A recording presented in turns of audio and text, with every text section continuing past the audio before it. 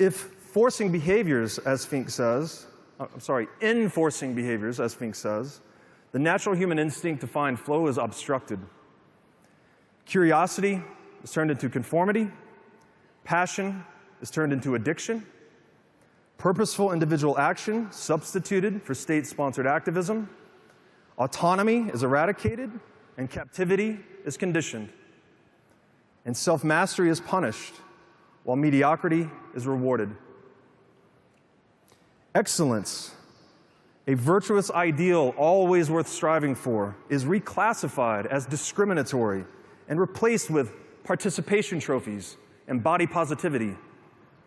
By hindering the human capacity to face challenges courageously and thus develop competence, we undermine the human capacity for virtue.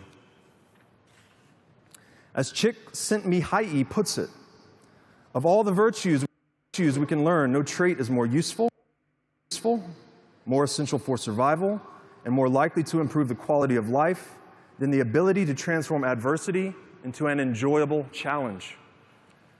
Seen in this light, the greatest act of rebellion against a state that feeds on a fractured society is to make flow and its properties sacred ideals in our lives. As sovereign individuals, we want to make it a moral duty to reject participation in the state's fractious narrative and embrace virtues that flow allows us to cultivate. Instead of fighting the state's story, we can each be the peaceful revolution we wish to see in the world. We can write something new, but to do that, we have to fervently protect and passionately encourage our most curious minds, those who are the most vulnerable and most precious to us, our kids. I once read that the moral test of a society is how it treats its children. Does this look like a healthy society to you? I ask myself, what kind of ideal must I strive for in order to protect a world in which Penny's curiosity, passion, purpose, autonomy, and self-mastery are hers and her alone? What is required of me individually? Even in this question, Bitcoin, as the antithesis to fiat statism, offers us great inspiration. Imagine if the ideologies of Bitcoin and fiat were to take human form. As cyborgs engineered for the task of protecting everything you cared most about in the world, your son, your daughter, your family.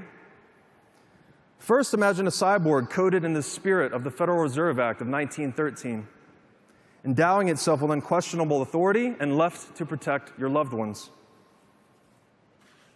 It would lie every day. It would make promises it doesn't intend to keep.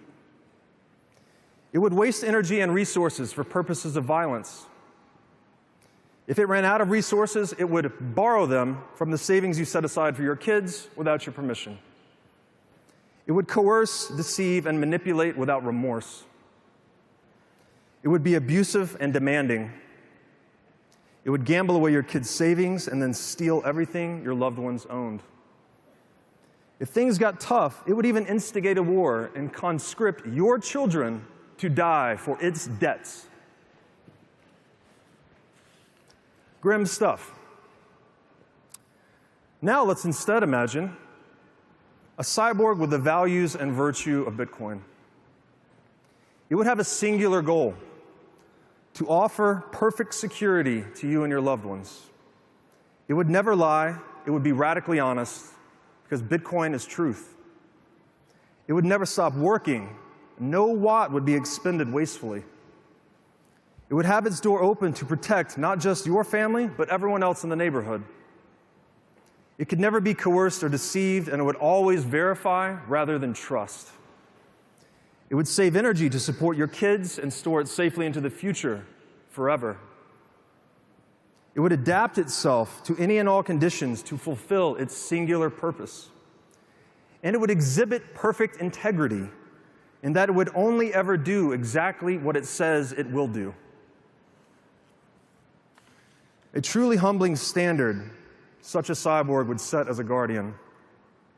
In a truly positive world, it would provide for a child to grow and develop. A world of love, safety, and trust, a world where their excellence is encouraged, from curiosity to passion to purpose to autonomy, all the way to self-mastery. As first-generation Bitcoiners, it is up to us to be this change we wish to see in the world. And we should embrace this challenge as the defining struggle of our lives. As Thomas Paine wrote, "If there must be trouble, let it be in my day, so that my child may have peace." Thank you. Thank you, Mark Moss, for that quote, by the way. As a father, I want to be able to protect my daughter from the malevolence in the world, but as a mortal, I know that one day this will be impossible. I have deep gratitude to the symbol of Satoshi as an immortal guardian for my daughter, and one that will persist long after I'm gone. And it is this pursuit of flow, virtue, and excellence where I pray we can all find meaning in life. Thank you.